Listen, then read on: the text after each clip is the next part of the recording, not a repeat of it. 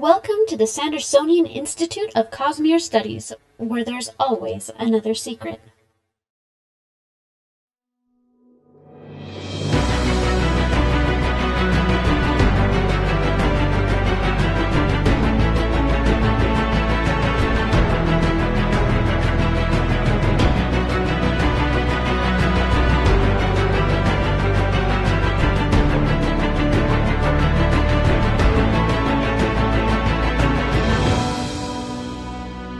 Welcome back, Sixers, to another episode of the Sandersonian Institute of Cosmere Studies. This is episode 139. Today is July 10th, 2023. I'm Bill, and I'm joined, as always, by my endearing co-hosts, Amy and Jordan. Welcome. Hello. Hello. Now, before we get started, we do want to remind our listeners that the Sandersonian Institute of Cosmere Studies is not a spoiler-free podcast. That means if there's something in the Cosmere that you haven't read and you're worried about hearing spoilers, you might want to go read those first, then come back and join the discussion. And tonight, that is absolutely true because we are excited to have our initial discussion and reactions to Secret Project number 3, named Yumi and the Nightmare Painter.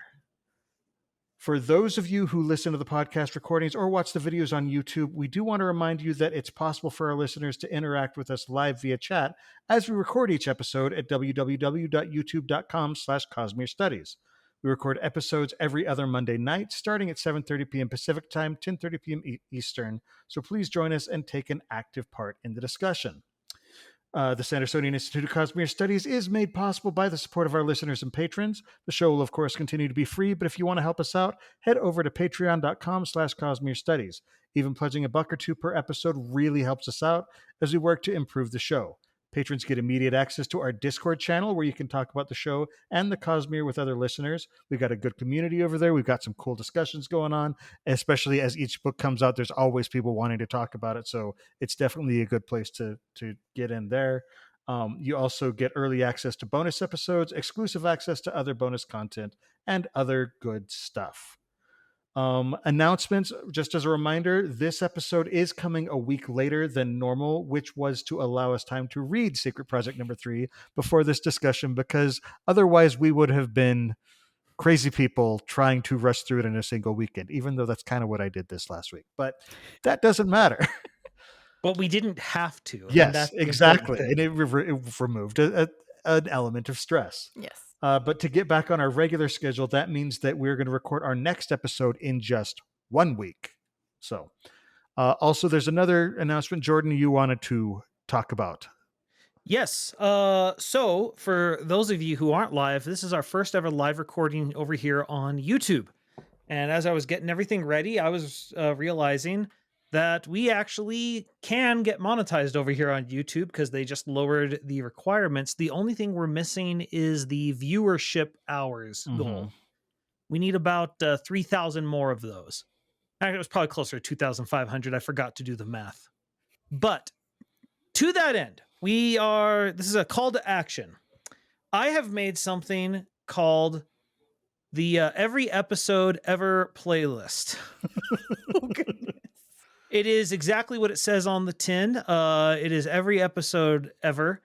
We would really like if people could maybe go to that playlist and maybe, they don't need to actually listen, but if you could just have it running, it would be very helpful for us to get monetized. Once we're monetized, that's going to make it so that we can actually, make $1 or $2 off of, YouTube ads and stuff. And on top of it, super chats then become a thing, That's which true. we might then pull into our new live recording style.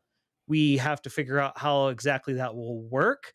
I am on it, but we have to get to that level first. So if you have a spare computer or something that can listen to this, like I don't have it going on right now on my other computer, but just because we have an internet that is necessary to stream things on. But once this episode's over, I'm turning this on, and please join me in this fight. I have it listed in order of newest to oldest because the early episodes make me sad sometimes. But Hey, now. You're not the one who's way over talking in those early episodes. It hurts. It hurts. So And you know what? It could just be fun to go through. Amy's actually also made a couple of playlists that are more context Yes, she dependent. has. If you don't want to just go, if you want to do something more targeted, like Mistborn, Stormlight Stormlight Archive, or whatever else. Yeah. Guest visitor hosts. yeah, guest visits. I like putting But- things in boxes and lists. It's what I like to do. I understand. I am all on board for this. Yeah. So if the everything playlist isn't up to your standards, get a more curated list. It'll make you happy. Yeah. And it'll make us happy, and good things will occur. Yeah. Indeed. I'm not on the list there, Bill, but also if you are on TikTok, even if you don't use it very much, if you want to follow us, we are super close. We're like at 986 out of the 1,000 needed for me to live stream on there. So if you want to like follow us there, that would be really great. I do lots of Awesome. silly skits. That's what I mostly do on it. But yeah.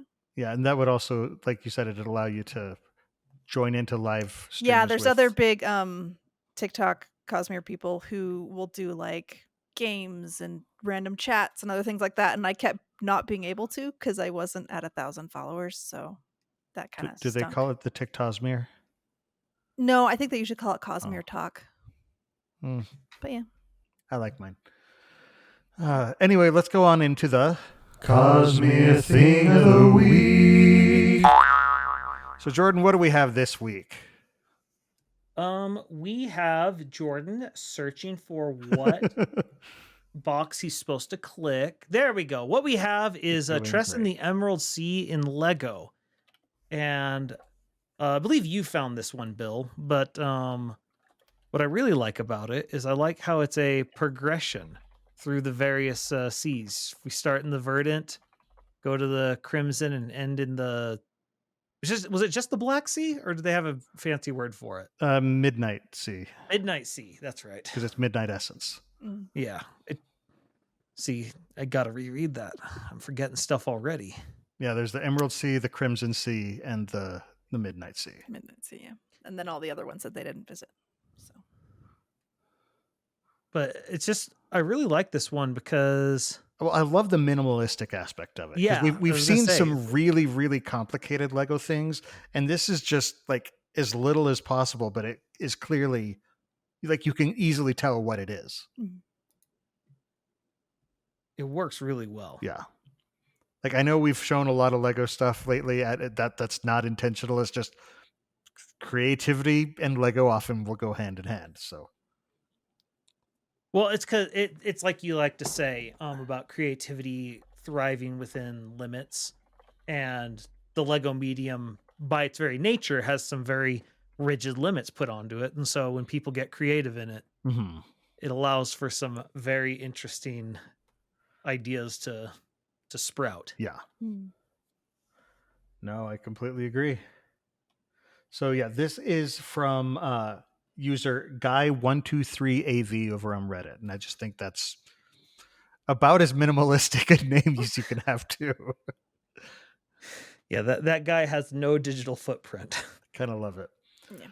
yeah. So yeah, definitely go check that out. We'll put a link to that in the show notes if you want to go have a closer look. So let's move on into Sanderson news. So in the most recent video, Brandon had a magnificent hat, and it made me very, very happy because I am a huge Willy Wonka fan. So The unnamed, because- series that is totally not related. Yeah, no, that was a legally distinct metallic thing. I believe the character's name was actually Hoity Honka, but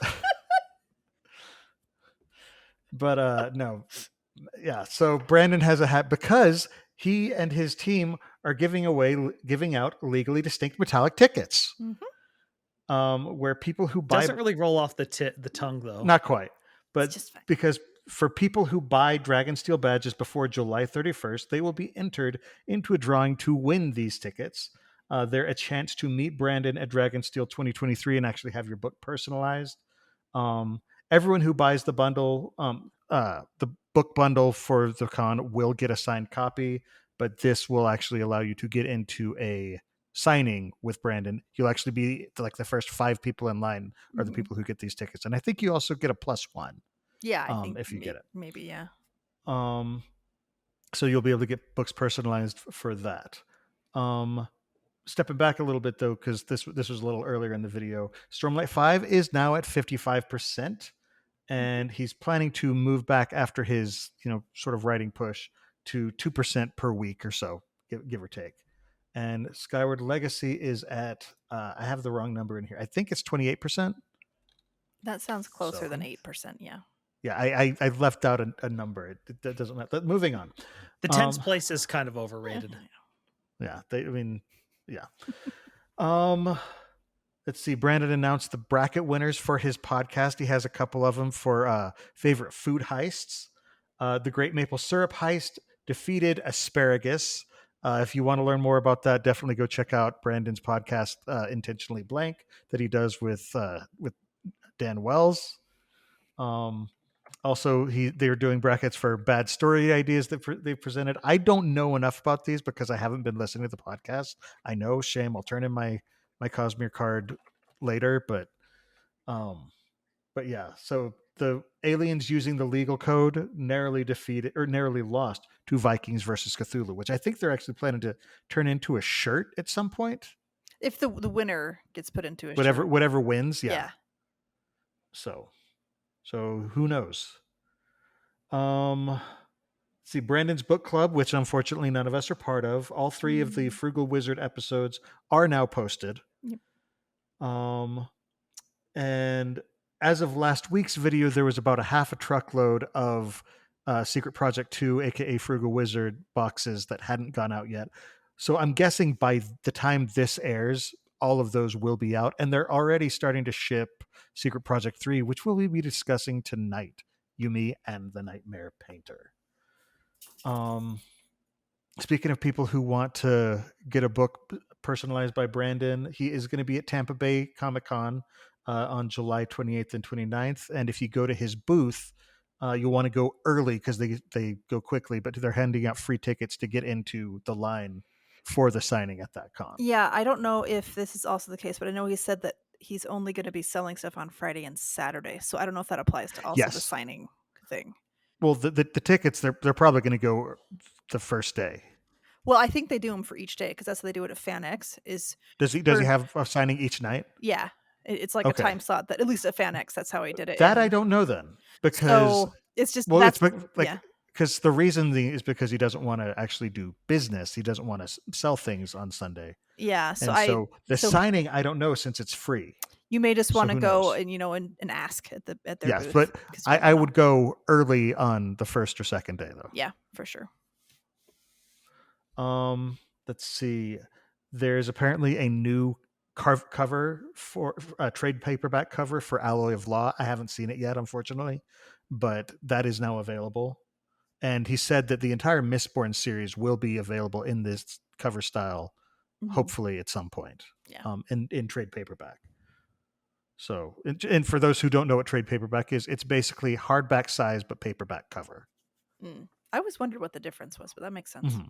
Yeah, mass market paperback are the little ones. The little ones. Trade paperback are the bigger. The taller. Ones. Okay.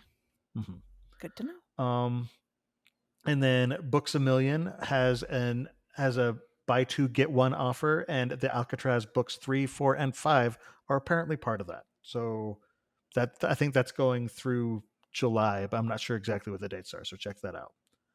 And then the final announcement is that Baldy Brandon video, those were his words, comes out July 11th, which if you're watching this live is tomorrow. If you're watching this the day it comes out, it's yesterday.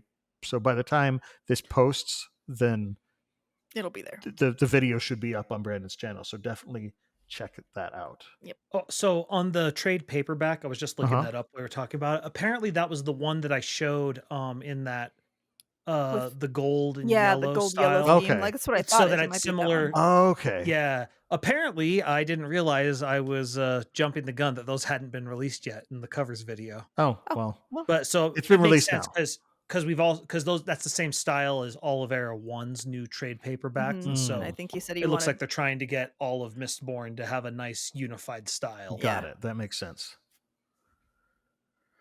Well, very, very cool. Well, are y'all ready to dive in? Okay. I am. Guys, okay. Just first basic reactions. I That's what I have a actually feel. I have a feeling that Amy's got all sorts of squishy feelings about this. Oh, book the right squishy. legally distinct Amy squealing noises. now. Yes. I loved this book. I really did. Mm-hmm. Like there's a part of me that's that was worried, but by the end of the actually by about halfway through the book, I was just like, okay, I really like this.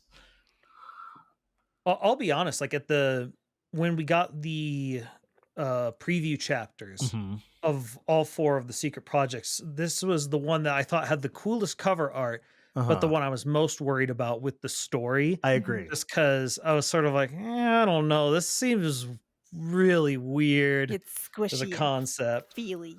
But well, no, I thought Tress would be the one that was going to be more squishy and feely. This Oh. one turned out to be even squishier and feelier. Yeah, but it works so well. Like it, Mm-hmm. Brandon is getting better at romance. He's just absolutely Yes. doing better. The slow burn on this one is a lot better, and it's not Mhm. spicy as you would It isn't spicy. as the book talk people would well, I mean, say. considering neither of them can actually touch each other, so Well, when they do, it's like like it's a Literal literal electricity in sparks. the It's air. great. different kind of spicy. Yes. For me personally, I didn't enjoy the book as much as it seems most of the fandom is. And I Um, didn't expect you to. But for me, actually, it wasn't the romance part, which was surprising. For me, it was the ending felt a bit rushed to me personally compared to most of his avalanches, which the avalanches always pick up in pace. This one's the first one that I felt rushed. And I think part of it might be and I think it's very necessary. I'm not sure how he'd fix it. The Hoyt exposition dumps that happen in the end. That I remember. See, and I remember you and I actually talked very briefly. That didn't bother me quite as much as it did you, I think. Yeah, Because Well, I was actually hoping for it. yeah. I was hoping for it to come up more organically, but it is what it is, and so like I don't really dock it too much. The world building, if we use the same tier system that we used for our pictures, for me, like this is S tier. Like this is some of the best world building he's ever done. Yeah, absolutely. It was super good. And then, but can I just make one observation? I remember I was about 20% of the way through the book, and I stopped and I was like, "This is giving me such strong Final Fantasy X vibes." and so reading the acknowledgement reading his little essay at the end of it, I was just like, I just looked at it and I said, "Called it." A different type of reveal than we normally try and call, but yeah, definitely accurate. There were so many different things I kind of got vibes for on this one. Yeah. So the fact that we knew that beforehand that this had a lot of anime influence. I keep forgetting the name of the manga he read. That I feel like it's so does he. What was it? Well, no, that was the Hikaru no Go. Hikaru no Go. Yeah. And so I didn't expect actually like that we were going to get basically a hot spring episode. Several of them actually, but yeah. Yeah.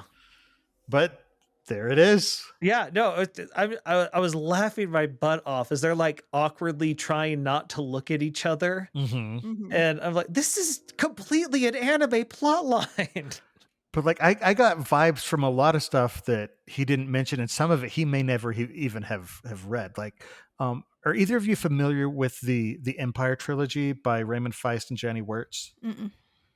I had at the very beginning when Yumi was going through all of her ritualistic stuff. That was my I thought so much of the beginning of the Empire trilogy, just because at the beginning the main character is going through becoming a novice and is about to actually, make all the oaths to become part of the priesthood. And it was really kind of cool. But yeah, again, strong Final Fantasy X vibes. Yeah, I kept having to remind myself which one Final Fantasy X was, but yeah, and I actually started watching the Your Name movie, the anime, and I didn't finish it yet. But But yeah, I Like was like, I've been meaning you to watched watch it it after reading the book, this, and you mean? yeah, That's cool. and I'm not that far into it because I started it way too late last night. Yeah, maybe I'll check that out. But yeah, I had to rent it on Amazon Prime. I'll have to say, But yeah. also this book, I'm curious if you have the same opinion, Amy. I was really annoyed by Yumi in the start of the book. I was furious with her. With how she treated Painter, or with yeah, specifically where she was always so like, you have to do it this way in my world, but then in his world she would just sort of be like, just go off the cuff and stuff like that, and I was getting annoyed at her, like to the point for me it was like, oh, this is reminding me of Vivina and Warbreaker. I had the same thought. She reminded me of everything that was wrong with Vivina at the beginning of Warbreaker. But unlike Vivina and Warbreaker for me, Brandon was able to bring me completely around on her, yes, and pretty quickly. Yes. Like once they actually sort of had their really butting heads moment, like they're just like, okay, we need to figure this out. Yeah, like it worked for me. So it bugged me less because I could understand why she did it, even if I couldn't have put words exactly to why. I know it was completely hypocritical of her to do all those things and to go back and forth. And I think it also doesn't help that my youngest child does this exact same thing all the time. And so I'm just like, I feel like this is my life right here. Just, yep, he will insist that all these other people need to follow the rules and do this and this and this. But he can totally do whatever he wants. And I'm just like, dude, you can't do that. Yeah. So that didn't bug me as much. I kept waiting for the moment when they were going to have the butting heads and she would realize, oh, I'm kind of being a jerk. There was one thing that I'm glad that they did address, which is the fact that, anything that he did wrong, it was seen as her doing it wrong, while anything that she did wrong, it's someone else who's associated with him. So it was, of course, the things that she did still did not cast him in a positive light at first. Oh no. There were so many times I cringed that I was like, one of the many heroes' concubines. Oh no, Yumi, stop it. Oh, poor. I did like a comic. Which felt very anime to me. And I haven't watched as much anime recently because I usually get bothered by the high school vibes for a lot of the animes that I end up stumbling on. But this one wasn't as bad for that. I mean, and knowing how incredibly sheltered she was, it was easier to be like, she doesn't know any better. She really didn't know. She doesn't know how to do society or normal conversation or anything except for stacking rocks and how to bathe and and let people dress you and and those things she was really, really good at. She was super good at it. Yeah. So this book, more so than any other, I wasn't really able to call much. Just because this was so out of left field with so much stuff. But I definitely didn't expect the anime version of Groundhog Day being the plot to everything. But given the subject matter, this wasn't Groundhog Day, it was Ground Hot Day. You're really trying hard for those puns Shame today. on I'm not trying you. hard. This is natural skill. This is what I deal with all the time. I was born for this. I was actually pretty proud of myself. I didn't 100% figure out the plot, but I got some snippets of it like partway through, and I was like, oh, I bet it's this. And I'm blanking on exactly what I'd figured out, but I was really proud of myself that I figured out more than I have in other books. No, I was getting I think about halfway through, I figured out that she wasn't on another planet. But I'm like, is it time travel? No, I definitely didn't think that, just because Brandon has expressed very strong. There will never be time travel in the Cosmere. Well, I wasn't thinking it was necessarily time travel. I was thinking it was the lake house. Like if you've ever seen if you've ever seen the they're like echoes of each other. It's a romantic comedy of Sandra Bullock, right? Not romantic comedy, more of it just what is the lake house? It's Sandra Bullock and Keanu Reeves. He goes to a lake house and he puts a letter, or he finds a letter in the mailbox. In the mailbox. And he ends up putting another letter, and they're separated by like just 3 or 4 or 5 years. And they're talking but they're writing back and forth to each other. And so Huh. I was thinking that's kind of the thing that we were getting. Either You that know, or frequency, something like that. It was interesting how it wasn't a time travel story, but it kind of was. Yes. Yeah, yes and no. Like it felt like that, Yeah. but that was Well- the groundhog thing. So Well, it fit with the whole concept of you can only move forward in time. Mhm. Speaking of which, one of the best parts of the whole book, design is magnificent. I love design so much. She was wonderful. She's curvy like One a could say cosine. she's endearing. Yes, she is. Oh man, And I just I- love that she like blatantly states that she's not. She doesn't full on say I'm not human to a lot of people, but she like is all but says that over and over again, and people are just like, she's hot and weird. I don't know. I just and she They makes just think noodles. she's crazy. Well, Yeah. I mean, why would you think that she's telling the truth? What's the easier solution for someone in their everyday life? She's just a little To unhinged. assume and she's it's telling the fine. truth, Yeah. or just to think she's crazy? Yeah. It's Mhm. humanity tends to Just gotta default yeah. to whatever the simplest solution is. Mhm. Right. Occam's razor, right? But then as soon as she starts seeing Painter, It's like, despite the oh, fact that boy. he's a ghost, well, I mean, I think her first words were like, "Painter, you died." Right? Yep. But Oh. she's just such a ball of bubbly energy in all the weirdest ways. Mhm. And I love the whole thing. She's just like, it's endearing. It's like, oh, well, I guess I can't argue. I actually had a friend like that who would do stuff, and she's like, that was cute of me. And I'm just like, it was just so maddening. Well, and then on top of it, Hoyd's a lot of fun in this book for someone who can't do anything. Yes, he Yeah, is. just little snippets Yeah, here and there. It's shades of who was the guy doing the underwriting in the Allomancer Jack story? What was the Oh name yes, of his His Terraceman guy, yeah, whose Oh, name is what's his totally name? gone. Hand to Whim. Yeah, Handwin. that sounds about right. He sort of was getting to hand to Whim the story for the most part, Mhm. Mhm. and just throw in. And she would like take jabs at him, and he just respond, "I don't deserve this." Why did I bond her of all oh my goodness, now I'm blanking on the entire Cryptics? Cryptics. Thank you. But yeah, well, but the thing is, he absolutely deserves her. Yeah, most of Like, their it's would stomp on, so but she nice just- seeing Hoyd. What's the word I'm looking for? Exasperated. Yes, and be a coat rack. Well, and if you were stuck in place for a couple of years, you'd get pretty exasperated yourself. Uh huh. Yep. But like we even see a little bit of that in Stormlight 4. Like where he's just talking about her, he's just like, oh, this is wonderful. Because he takes such pride in being an annoyance to people, and so it's nice to see him get just a taste of his own medicine. He's the quippiest Well, guy it's in the 'cause she's- room, and then She's learning how to be a human from him. Mhm. Also, speaking of Hoyd's predicament, I kind of love that it's basically in direct response to the ending of Stormlight 4. Yeah. That with, he's like, I'm not letting that happen again, so just gonna shut off the connection. And so he put safeguards in place, and that's what ended up locking him in place. In some ways, it kind of echoes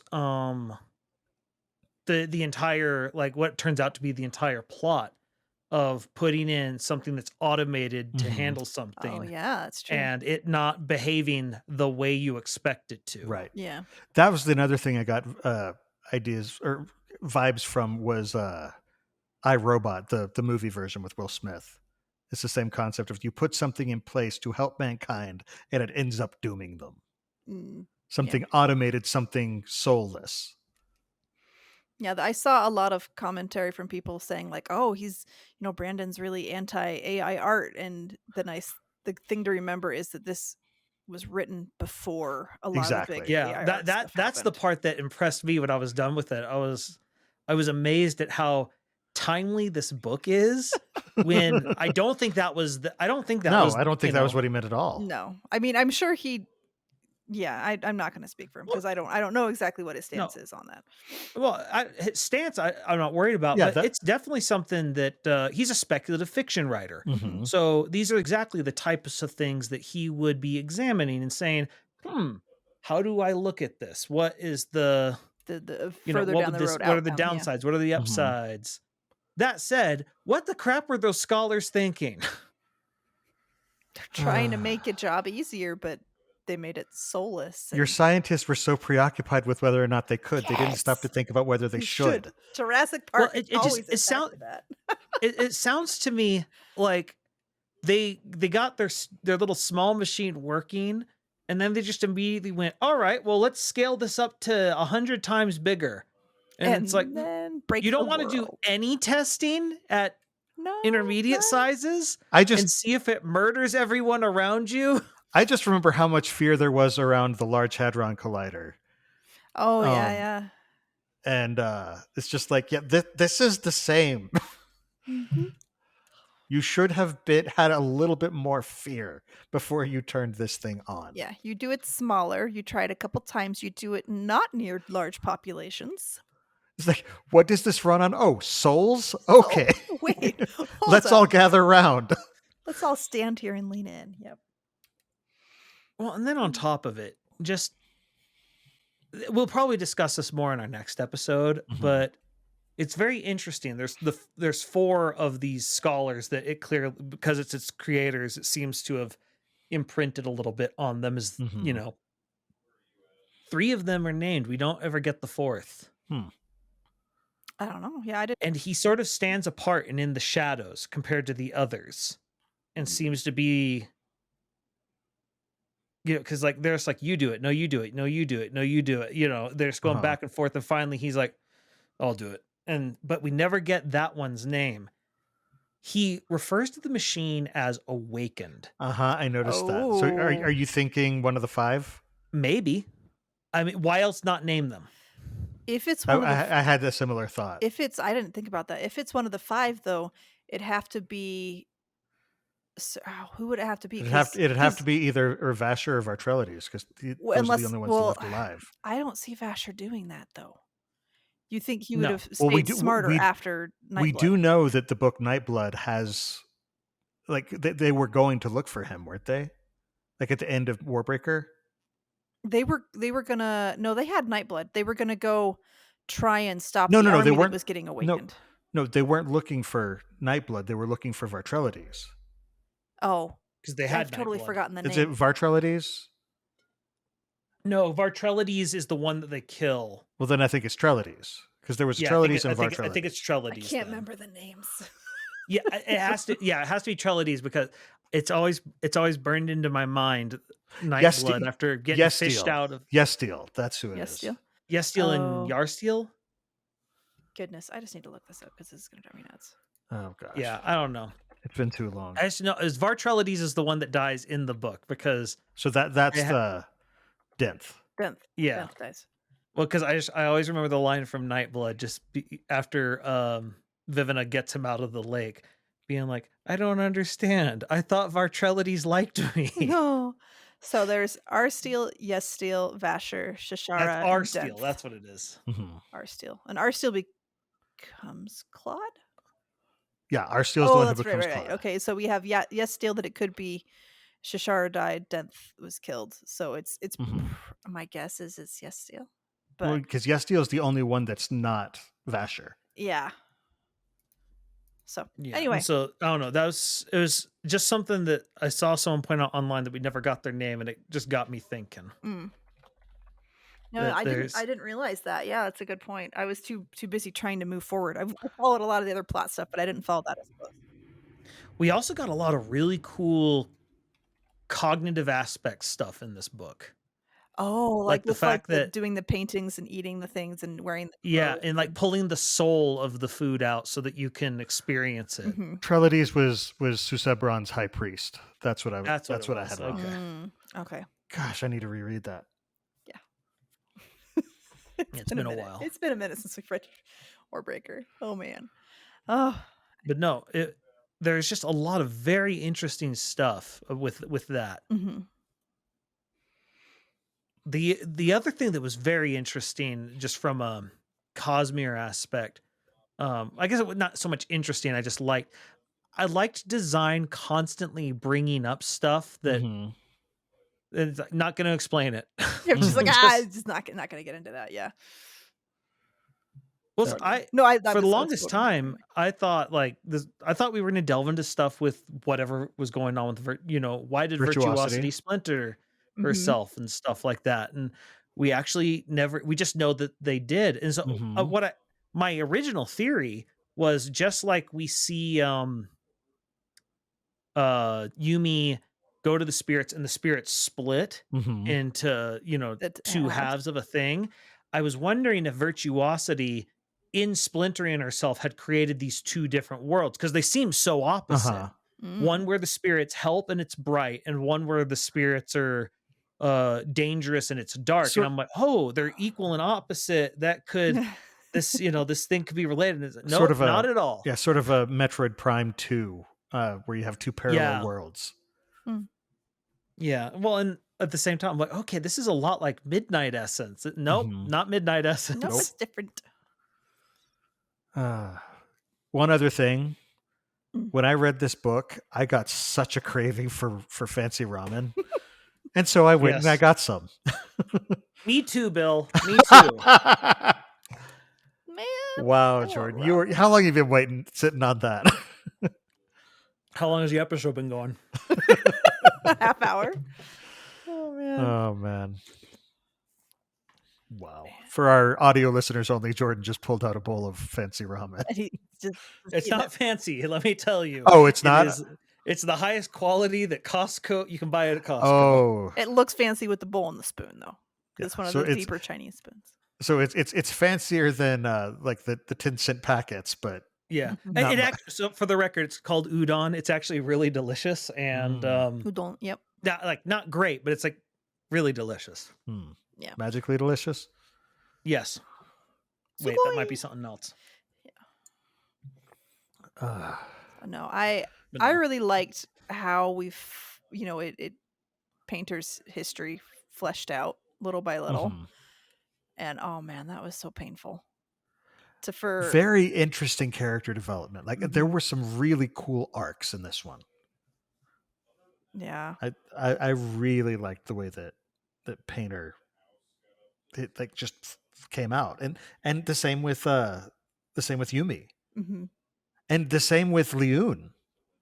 Poor Leon. Yeah. Like that confrontation with Leon, where Yumi goes, or where Painter in Yumi's body goes to Leon and says, it can't be easy because if I mess up, I can't be held responsible, but someone has to be. Mm-hmm. And it falls on you. And like you just see where she just kind of untenses a little bit, and she just says, "Thank you." It's like you finally get it. Yeah. You see me, Mm-hmm. Yeah. It still doesn't justify the No, she's horrible. She does horrible things. But I love that Brandon is willing to have complex characters like that, where they do horrible. There's an old saying, hurt people hurt people. Mm-hmm.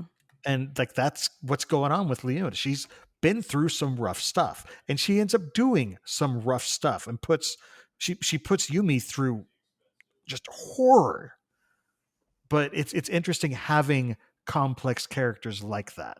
Yeah, and I mean, and she doesn't get neither Yumi nor her usually get the chance to progress and grow out of that singular day, where they're just doing the same thing over and over and over again. And I can see it building extra resentment in Leon, just as much as Yumi's getting more and more frustrated by following the rigid standards that she's trying to follow, and that would just it would build up over. Well, and if Yumi is getting more and more skilled with the rocks, you got everyone who's sort of stuck in this literal purgatory is absolutely like becoming more and more rigid with time, I would think. Well, but she's becoming more and more skilled for no reason. Yeah. From their perspective, it's like with Groundhog Day, how suddenly he's amazing at the piano and these card tricks and ice sculpting and all this stuff. But Bill, his mother or father moved pianos. So Nope. Yeah, well, and that's the thing. Like the piano teacher, he's my student. It's like technically she's right, but she has no right to brag. 'Cause she But doesn't she remember does. it. Yeah. But yeah, but it's really interesting because she has become this utter, not prodigy, but seemingly prodigy because she's just amazing suddenly. Yeah. So well, and then on top of it, it's the interesting thing of the idea, like again, I can't believe he didn't write the story without AI involved because it parallels so much with what happened, but Yeah. the timeline doesn't really line up. Mhm. It's just the idea of the AI is like, oh, it's good enough, and just it comes up with this simulation that is the laziest simulation. It's like, I just want to redo the same thing over and over again. And then as soon as it goes off even a little bit, it's like, what the crap? I don't know what to do. Doesn't fit the parameters. It actually has to start progressing the timeline. And it's just like, and you can see how frazzled it is, like with how Leon is reacting. And it's like, I don't know. I will say, I think the description of Leon at the beginning is one of the best descriptors Brandon's done of how someone looks with her hair looking like, was it like two knives or whatever? Oh, something crazy. Yeah, I just remember she had a very stark image. Yep. All right. I think it's probably a good time to take a break. Okay. So we will do that and be back in just a few minutes. And we're back. So Taylor in chat brought up an interesting point over the break, actually, that I think is worth discussing, talking about how the audience is clearly from Roshar. Indeed. There are several references to various aspects. Chols. Yeah, to Chols. Chasm Fiends. But the only Spren that is really mentioned is at one point, is it Design who says, I'm not an honor Spren? Yeah. Yeah, I thought it was her. Which I think is interesting because they keep talking about spirits. And I'm just like, I feel like the natural phrasing for somebody speaking to an audience from Roshar would just be to say Spren. But, I'm curious, like the fact that he is giving us a very specific audience. I think that's something interesting Brandon did. It's definitely a Cosmere aware Rosharan because he also talks about the Scadrians would do this. And so and so would do that. My guess, if I had to guess, I'm going to guess it's Sigzil. It could be because he'd be more Cosmere aware than the others, and at the same time need Hoyd to explain things. That's not a bad point. Well, and that's the other thing is Hoyd is the narrator in this one, just like he was in Tress of the Emerald Sea. But Tress of the Emerald Sea was a Hoyd story. And this one is just Hoyd speaking and telling the story, but it's not telling it in Hoyd's storytelling style. This is just him recounting events. Tress feels like a performance. This feels like just a dude telling a story who happens to have explaining a things that happened. Yeah. A big flair for dramatics too, feels like. So as usual, it's interesting trying to place this in the Cosmere timeline. I mean, all we really have is that this is after Oathbringer, because Hoyd has Design. Yeah. I mean, it's honestly after Rhythm of War. Why after Rhythm of War? Well, because that's when the memory. Oh yeah, thing because he does mention the memories. You're right. Well, and honestly, it's probably after book 5 at least, because it seems like because he says 3 years after we left Roshar. Good point. And so that could be at any point. Who knows when he finally leaves Roshar? Yeah. The other thing that's interesting is that this world is clearly the most technologically advanced that we've seen. Yeah, because they have TVs. Yeah, so I mean, it feels like modern They're Japan. He-own viewers. Come on. Sorry. Also, apparently they have some color balancing issues because people still look blue and pink and stuff. What I found interesting was like that people would be like all of one. Like he's watching the newscast and like the dude was magenta and the girl was pink and blue. Those are the two things. Magenta and pink are basically the same thing. Right. Yeah, it was like Jordan. But there's something interesting going on there. Mm-hmm. So I had a thought. I have no idea, but like there was a part of me. I don't think this is the case, but there was a part of me that was thinking, are they the ones from above in Six of the Dusk? Who knows? Like, did we see like because they talked about there's a lot of oceans on the other star. The only thing is, I don't remember Sixth having 4 arms. Yeah. The Uli he Da do, seems don't very they? Do they? Uli- I'm pretty The sure. Shodell. The The Shodell. Shodell? Shodell. Yeah. The Oh, Uli Da Da is yeah. Shodell. Uli Da Dang is it. a Shodell. I Yeah. do that all the time. I don't recall. Fairly But certain. Are you talking about Taylor's comment in the chat about the camera showing the Shodell? I'm not sure.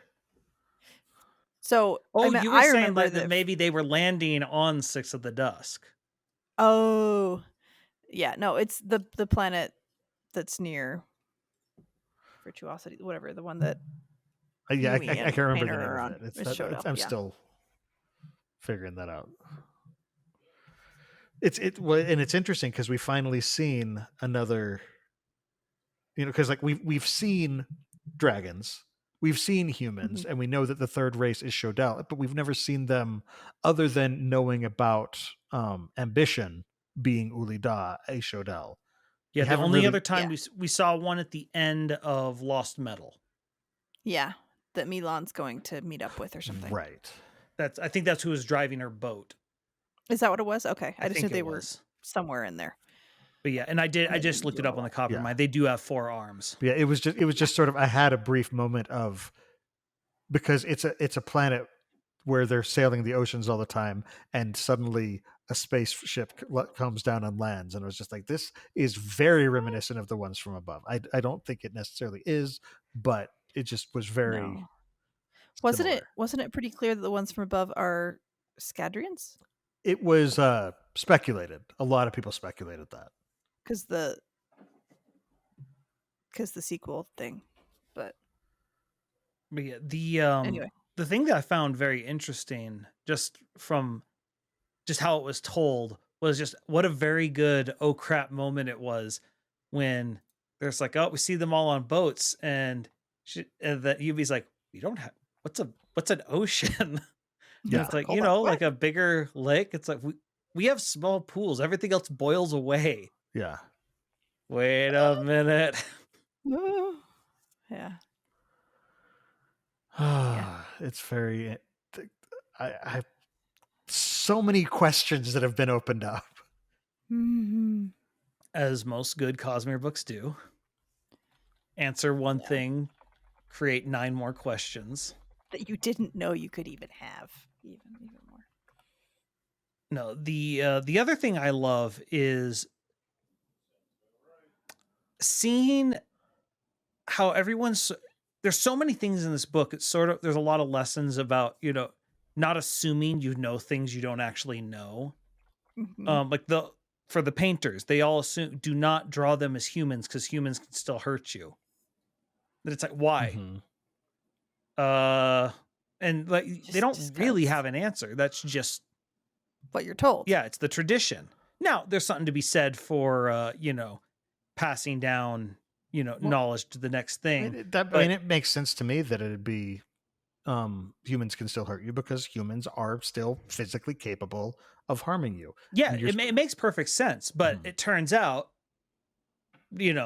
that's kind of what they needed. They needed to be reminded what they are. Yeah. But it's not and at the same time, like there's so many things for Yumi. It's like, why are you doing this? Because I have to. Because that's what you do. Yeah. Let's go. If I feed myself, the spirits might stop helping me. Mm-hmm. Yeah. Anything that she does outside of the rigid thing that she's supposed to do for the ceremony is just, it's not okay. Well, it just reminds me of the Takama thing that Dalinar has, where he's supposed to tie it 3 times or whatever, even though he's like, it doesn't fit me very well that way. Well, and she's been through so much trauma and different types of trauma. There are aspects of it that are very similar to obsessive compulsive disorder.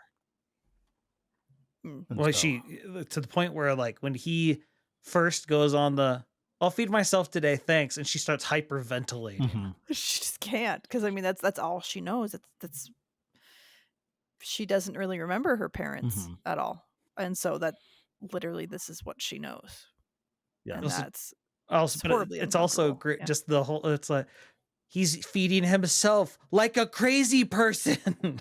What? And it's like, oh my goodness. Yep. Little things, yeah.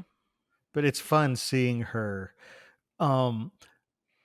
Her shopping trip with Akane also gave me vibes of Enchanted, Oh yeah, where I could see where that. you see Giselle going Giselle. with what's the little girl's name? I don't remember her name, but Oh, I her don't know the little daughter. girl. Yeah, that her daughter to be, her stepdaughter. Mhm. Yeah, to be, and going and getting things and just not. Well, But just I mean, sort at of least she experiencing a like. whole different world and kind of finally being able to step into it and understand and feel like they fit Mm-hmm. in the, like, finding a home in this otherwise alien experience. Yeah, and it seems like a little thing, picking your own clothes, but it's a big thing, Mhm. especially when you haven't even been allowed to dress Yes. yourself. And suddenly you have all of these decisions to make, and it could be super overwhelming, but also very freeing once Mhm. you just go for it. So Well, and just for a while there was a show called goodness, I can't remember what it's called now, but they would have some style experts, and they would give you people like $5,000 or something like that, and then help them What style not to their wear. outfits, what not to wear. Yeah, and that was always kind of a fun show, just to see what people were doing, and then there were so many people I wanted to saying go like, on you that just show need so to bad. take I that needed it. Yeah. Still do. Anyway, side tangent. You were saying, Jordan, I cut you off. it was the whole idea of, I liked how she's overwhelmed by all this choice Mhm. Mhm. after having no choice. And she's like, how do you even begin to decide? And he's like, I mean, I'm not very good at it. Mhm. But Akane is. Yeah. Mhm. And it was just very interesting to see how the two of them really do, in the way that Brandon likes to do, pick up for each other's strengths and Mhm. weaknesses. Yeah. And especially once they start working together. Mhm. I love how good they get at just bouncing ideas off of each other. Yes. Mhm. Also, the whole where they're training each other to do each other's art, I thought that was really cool. Yeah. Plus the when she finally realized I can just stack them and he matches what I'm doing, I was like, this is the arithmetist. Yeah, it's tracing. I had the same thought. But But it it's a reminded really me of, smart way to use it's like a their combination of the limitations. arithmetist and Legion, where Oh. Yeah. is it JC? Is that his name? Oh, the gun guy? Yeah, where Yeah. he like Yeah. grabs his hand and motions. It's the same kind of Mhm. thing where it's just like influence from the other realm, from a different reality. Mhm. It's also one of those things where, like, it's interesting how he's like, we're just going to pick up rocks. Mm-hmm. And she's like, yes, this is how I was trained. It makes a lot of sense. And he's very skeptical. And I can see why he's very skeptical. But then after doing that for a few days, and suddenly he is better, he's like, huh. Well, he's mad. He's just like, dadgummit. Oh, being wrong isn't fun. It means you are right. But I love that he's good natured about it. Mhm. Well, and he has to be careful because he comes from a world where, playful banter is a thing. She doesn't even know the idea of conversation. Mm-hmm. Yeah, I did like all of the little tidbits that Brandon had in there with like with Painter figuring out like, oh, if I tease this thing, it's okay, but if I can't tease her directly, because that actually hurts, and Mhm. like just finding the different levels of where you can tease and where you can't, depending on people's tolerances for that. Well, and it also makes sense, just from the fact that he wants to show that Painter isn't someone who does things carelessly. Right. Which, when we get to the reveal of what it was he, did to, ruin his relationship with his friends, you It said, just hurt. yeah, you understand it wasn't out of any sort of Selfishness. malice. It was out of he was so ashamed. Mm-hmm. He didn't know how to face them. Mm-hmm. Well, And then it did the lie just built and built Yeah. and built. And how do you? well, and it started off in I want to spare them this pain tonight. Because it's her birthday. Or And whatever. I it don't just wanna- kept coming and coming and coming, and finally there is no way to backtrack. Yeah. Brandon's he does this so well, where he's able to look into characters and bring their insecurities in a very, very understandable, believable way. I felt Painter's loneliness. I have felt that kind of loneliness in my life, and the way that Brandon described it just felt so real. And it's something I think a lot of people who are fans of his work have felt it, because when he's able to describe it in this way, if it's something that you feel lonely about, or it's the kind of thing, it's like nobody understands this, you feel seen, and there's something magical about that. Mm-hmm. And then on top of it, you have like in Yumi's, trauma of finding out that she's been lied to her and whole deceived life. her whole life. Oh yeah. And by someone that she defends regularly. Mm-hmm. That betrayal is insane. And I like how she uses that pain to help heal his relationship with his former friends. Being like, look, I know what it is like to be lied to. Yeah. Mm-hmm. But come on, look at it. Do you think he was really doing this because he wanted to hurt you? Well, and I think then that came after he responded to Leone, where he told her, it's like, it can't be hard. And she says, that was kind of you. Oh yeah. Yeah. Well, especially with she's like, I know you don't like her. Mm-hmm. Mm-hmm. But, thank you for showing her, some compassion. And Well, and the other thing about Yumi being lied to is it was a double layer, because she had been lied to by an illusion. Yeah. She'd been lied to about her previous life, but then she also was lied to about her current life. Yeah. By a robot. Pretty much, it feels like most of her life, Yeah. everything was pretty much a lie. There's only little bits that were actually real. Mm-hmm. That was part of the mood shift of the entire story. It's like, and then suddenly sci-fi. Yeah. Again, it didn't shock me that much. It made sense to me. Because they had spaceships and they had Heon viewers, and yeah. So it was but the thing is, the part of it that was the sci-fi part wasn't from the technologically advanced people. No, it was from the old world people. Well, it was, though. It was how they became technologically advanced. Yeah, because that was where Heon came from. Yeah, but it wasn't like everything. It was a great example of just sort of everything got turned on its head. Mm-hmm. It's one of his better plot twists. Mm-hmm. And it's like, suddenly you're in The Sims. Oh man. Well, there were so many little twists in this, the kind of, because again, it's, they're completely, there's completely different realities. Oh, they're planets in the same system. Oh, they're the same planet, but, different realities. Oh no, they're just in different places, and hers is virtual reality, and his is, reality. Oh, and then suddenly Bug Person. Oh yeah. The sleepless. Masaka? Yeah. Yeah. Suddenly there's a sleepless. I was reading someone said that, like, if you take the name she takes in Japanese, it meant something, but they weren't quite sure. Hold on. Suddenly Sleepless is the name of the hit song from my my Cosmere remake of Little Shop of Horrors. That's Suddenly I Seymour. don't get it. There's a song called Oh, Suddenly okay. Seymour. Were they trying to use like the word masaka, like not a name but a word? What is the word? The word means it can't be. How can it be? No way. Yeah, something like that.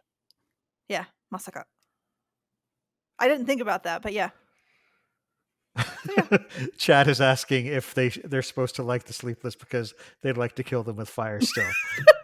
The Sleepless are absolutely terrifying but utterly fascinating, and they just want to. Well, this one just wants to be human, yes.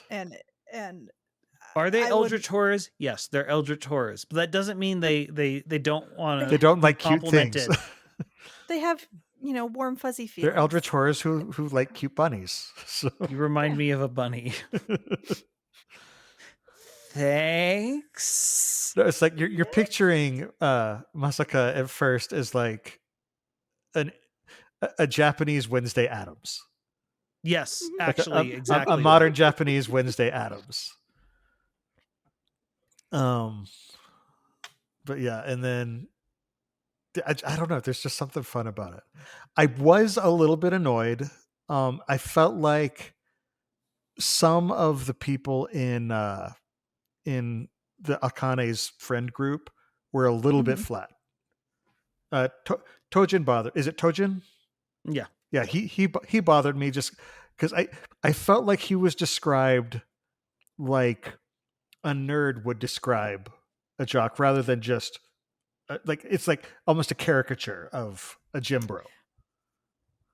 Yeah, I mean, coming from the source of Painter, who's kind of disillusioned and grumpy and angry and probably slightly jealous of his muscles, Right, but in that regard. I'm not talking about the way I that can Painter see- describes him. I'm talking about the way that Hoyd describes him.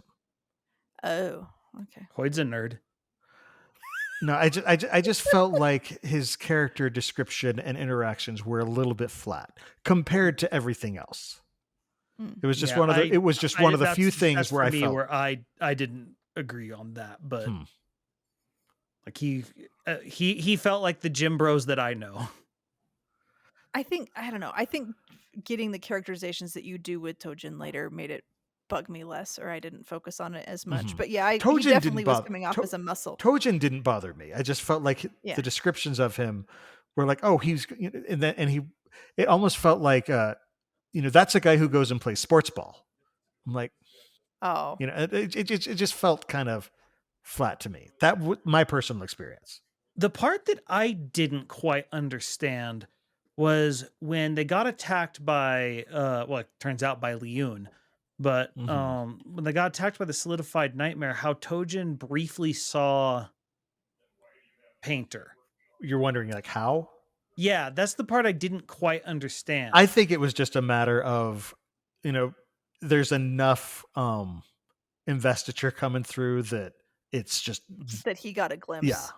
Yeah, that was the kind of feeling that Painter was doing enough extra that it was just that little spark that gave Tojin a second to see him.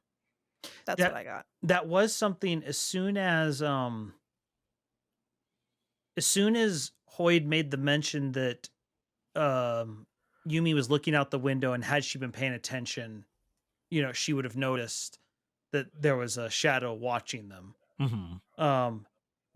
That was the one thing I predicted was, oh, that's why Painter's the one that is was chosen, was because like there's a connection between that nightmare and him as a result.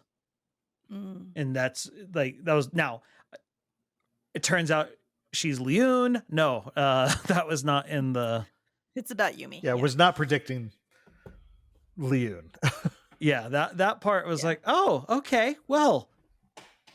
I mean, I guess I thought she was a monster, but I was meaning it more metaphorically. Not quite so literal, yeah.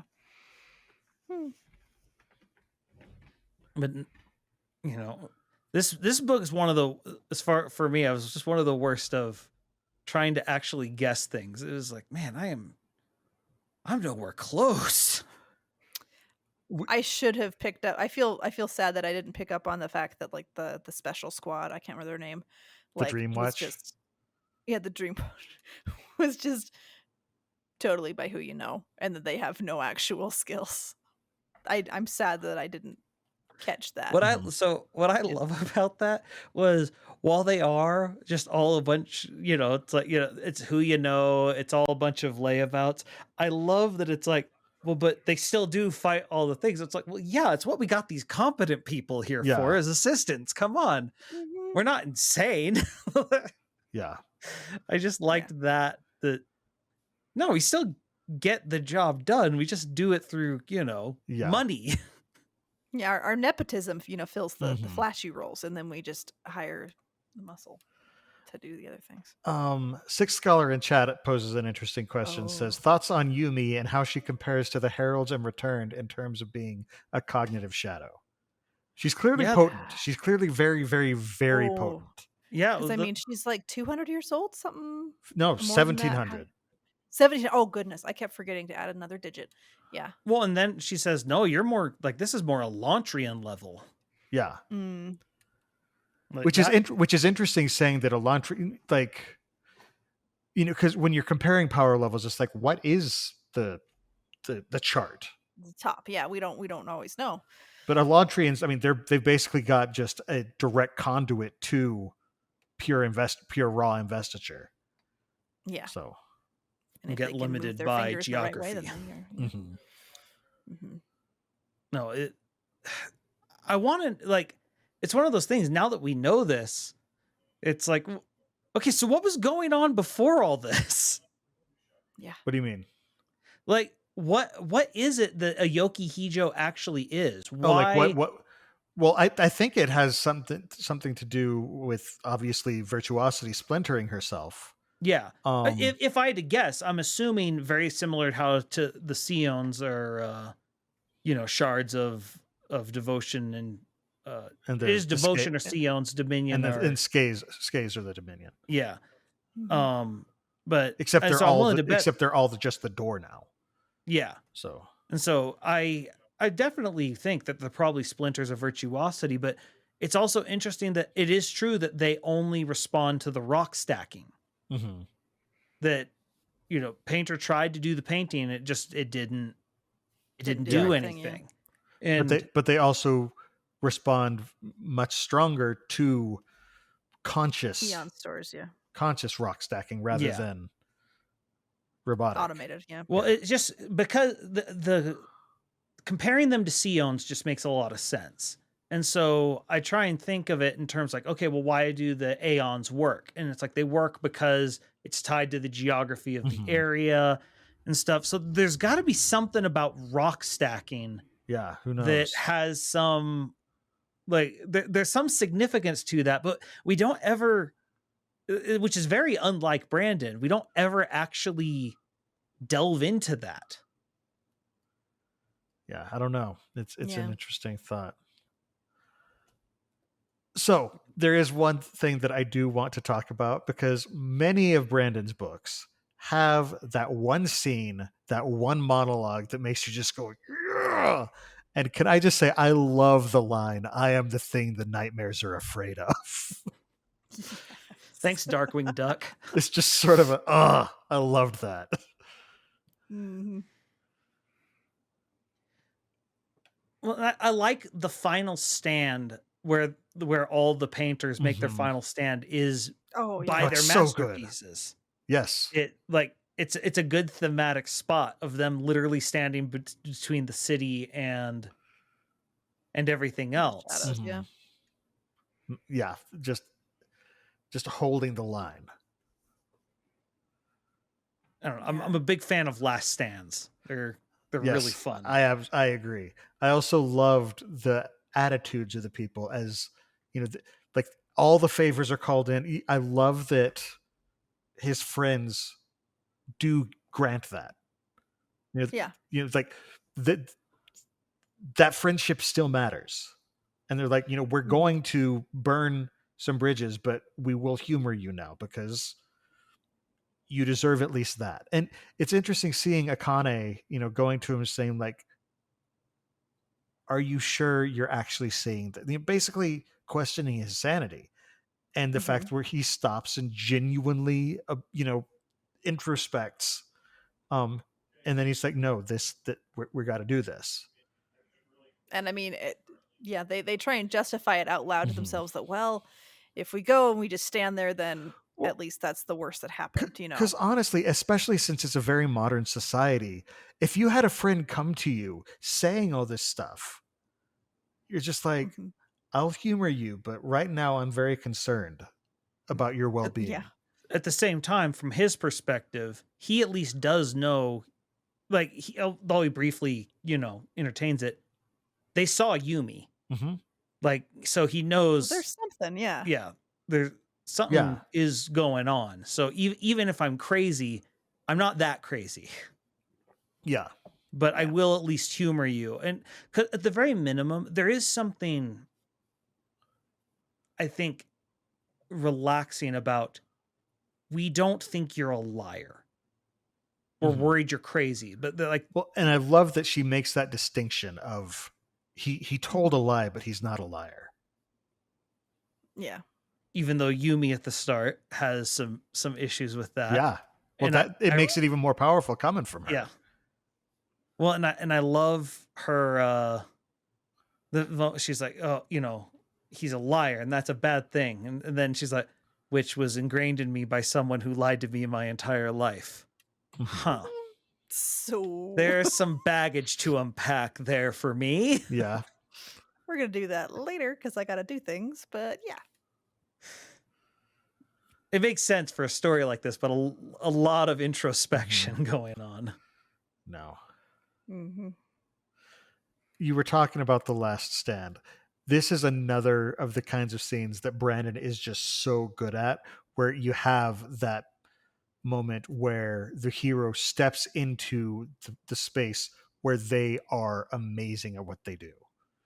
It's the duel in the pit. It's the what's her name? Shy, when she's actually goes into her frenzy of finishing the Emperor's soul.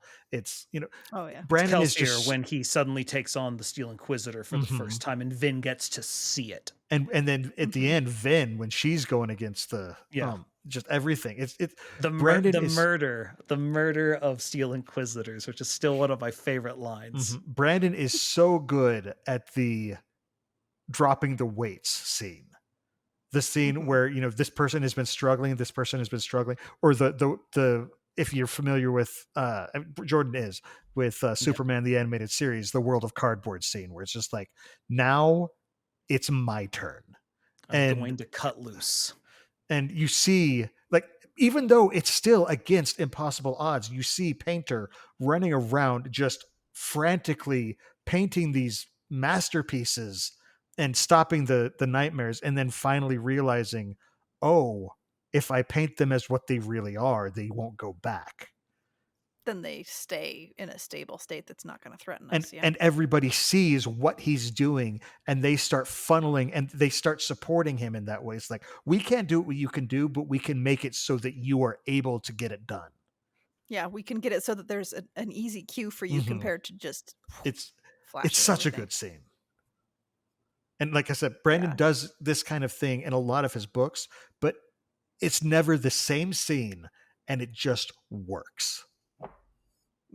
Well, and leaning into talking about like the manic state of Shy when she was getting that last bit of her masterpiece done, this has a lot of shades of that, but because when he sees Nightmare Leune, he has that comment, I know her. Like, and I know her essence, and suddenly it's that that capital I identity that Brandon likes to put in there, that suddenly he's able to figure out what it is that he needs to do. Yeah, well, and the thing is, we actually get two of those scenes, because we get it from her at the very beginning. The one where she does, like, what was it, 37 spirits? 60. Oh, was it 37? Yeah, anyway, it's like the crazy number of spirits, and it just... But, she sort of goes into this fugue state and creates a masterpiece. It's really cool, because we see it for both of them, hers at the beginning and his at the end. Although she goes into a pretty big one She at the end does. as well. We see two. That's right. We see another one for her. That one feels more rushed though, but that makes more sense because you already saw it at the beginning, Mhm. and it's the Also- climax, and you gotta keep things snappy. I love the idea of this machine. First of all, I don't know anyone else. I imagine it's the Iron Man robot. The mechanical arm. Yeah. The idiot arm. The idiot that it's seeing her like doing the stuff, and it's over here like trying to hurriedly stack things up. Like, come on, spirits. Look, I mean, sure, it's not as good as this, but I mean, come on, don't you like it? That's not how My I didn't picture that at all, but that's hilarious. I unfortunately, like every time it talked about the mechanical arms like sputtering and stuff, I just kept imagining that robot Oh, that's funny. No man. knocking things over, being incompetent. Oh man. All right. Well, what you got something? Yeah, the other thing I thought was interesting was the fact that because it was subsisting itself on the spirits for so long, and like it had an identity like to itself enough that when like it repairs itself using the same level, same way it's using the fact that it has an identity and it has all this power that it's repairing itself, that by the time it's finally they loses all the spirits, it can't do it anymore because it doesn't have the juice. And it's very similar to anyone else who heals through some sort of investiture trick, that they can have all the identity they need, but if they don't have the juice, it falls apart. And it's just interesting that we're seeing a machine have this, like basically repairing itself the same way Wayne does. I almost kind of thought of it sort of like Nightblood a little bit. How so? Because they gave it a command. Yeah. That part. Sorry, I was thinking it's an awakened inanimate object. Yeah. It's an awakened thing. And so like I kind of more compared it to that. Well, and especially because after all of this time, it has definitely absorbed a lot of investiture and it kind of has its own, not as cool as Nightblood by a big stretch, but it's got its own personality kind of. So I just kind of pictured it that way. Yeah. And that it was. And that's one of the reasons I think the fourth one might be one of the scholars, is because it's clearly someone who didn't learn the right lesson, but has the gumption to try it. Which sounds like Steele from what we've got. Yeah. So that's our guess. But anyway. Okay. Well, guys, we've been talking for a while, so we should probably start wrapping up. Before we go, I do have actually a couple emails. One's very short, but one just that we should go into. So the first one is from Joshua H. He says, "Hello. First of all, love the podcast. Keep it up. I somewhat recently began listening to the podcast. I just barely caught up yesterday, and as I was listening to the recent Odium episode, something else said started me thinking. You said something along the lines of, Hoyt is kind of the middle ground between Kelsier and Taravangian. My mind went off on a tangent, and I started theorizing. What if Taravangian was to begin uniting the shards, becoming Adonalsium, and stepping into the role of God of the Cosmere, ruling everything? Or maybe just the spiritual realm, and Kelsier could become the lord of the cognitive realm, and while I don't think Hoyt would really want to rule over the physical realm, he might oversee it. Then they would work together to fix things in the Cosmere. Jordan could also have a version of his buddy cop thing. This is a poorly worded version of what I'm envisioning, and I wish it was more fleshed out. I also don't really think it'll happen, but a speculation is fun, isn't it? Thanks. Please excuse the unclear wording of some things. Joshua H. Yep, another Josh. P.S. Jordan Kelsier fanboy club." Yep. So good man. It's an interesting concept. I definitely don't think it's what'll happen just based on the way that Brandon's done. But I love hearing these theories, these aluminum foil hat theories. Yeah, the only thing that I would hope for is if Taravangian did start to pick up a whole bunch of shards, that hopefully he'd pick up some nice ones, and so that they would temper his scariness. Temper each other.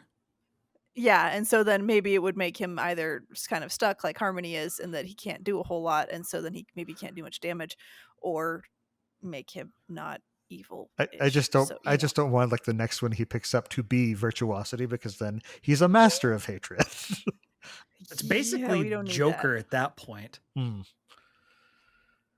Yeah, sure, I'm going to that'd be murder scary. people, but we're going to do it with style. Yep. Mercy be just as bad too. Yeah. That'd be scary. Okay, so Anyway, there's one more, and this is kind of cool. So hang on, let me find what I was gonna share. There we go. oh, there's a So picture. he said, I usually listen to the podcast, but thanks for recommending that I watch the YouTube for your Cosmere Covers episode. It definitely worked better to see the art while you discussed it. I just wanted to mention something about the Spanish Mistborn Era 2 covers in case you didn't know. I agree that the Lost Metal cover is awesome, Shard Tier for sure, but it's made even better by the fact that the covers of Shadows of Self, Bands of Mourning, and Lost Metal actually fit together into one sprawling masterpiece. The attached images, I just sent them to y'all in Discord. Thanks for putting out great content. I always enjoy it. Guys, this is really cool looking. Gotta go to Discord.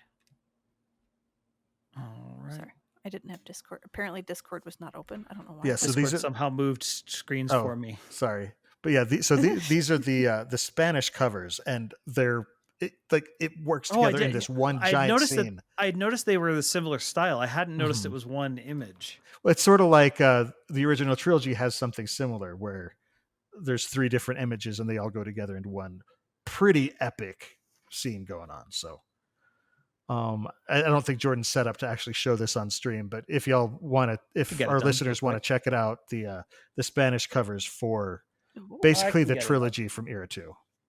It's really cool. And there we go. That is pretty. Yeah, thanks for putting out great content. I always enjoy it. Jean-Marc. And Jean-Marc, I think, is the one whose email we answered last time. So thanks for writing in again. We appreciate it. No, that's pretty. That was really good. Yeah. Thank you.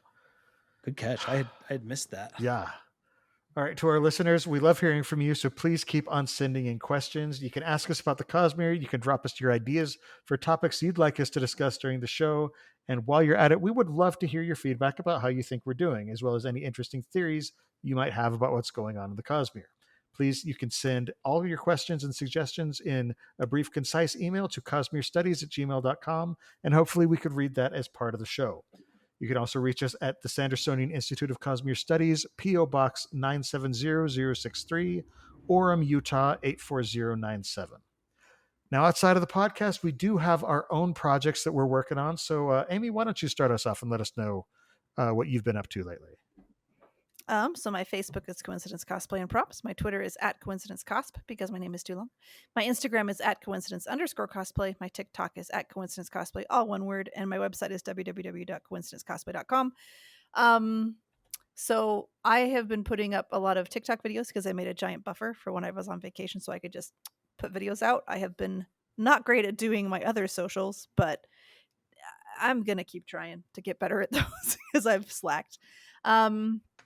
As for projects, I'm contemplating doing a Warrior Snow White costume for the FanX costume contest. There is not a guarantee that I will get it done, but yeah, that's kind of my first thing that I'm trying to do if I can, because my friend's gonna do her Evil Queen as like a Wonder Woman crossover mashup. Interesting. So I'm like, well, I can do Warrior Snow White. So yeah, that's my goal. Cool. And then after that, I'm probably gonna do my Biker Scout. So that's my stuff. Cool. For now. Jordan, how about you? We have been having a great old time now that we've started streaming over on Kick. It's actually been a lot of fun. In the time between when I announced it 3 weeks ago and now, we got monetized, which was way faster than I thought it would happen. Nice. It was good. So thanks to everyone who helped in that effort. And we look forward to you helping us get monetized over here on YouTube as well. But we're doing more Amiibo stuff, and it's going to be a grand old time. I think you're going to enjoy it. We've been ramping up the Amiibomon stuff. So if you're a fan of Pokemon, but also robots hurting each other, that's for you. So this is digital Rock'em Sock'em robots. Basically, yes, but not real steel. Nice. And as for me, I have another podcast. My friend Dylan and I talk about board games. It's called The Innkeeper's Table, and we post new episodes every other Friday. So our most recent episode we did was a game spotlight on a game called Picture Perfect, where based on like you have all these different people who were trying to be in a picture together, and you only know what certain ones want, and so you're trying to put as many of them in.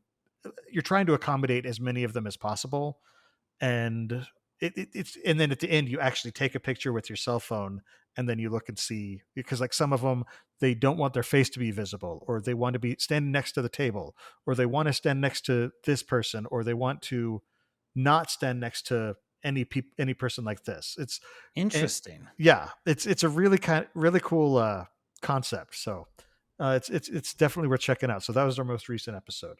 Our next episode coming up this week is a top 3.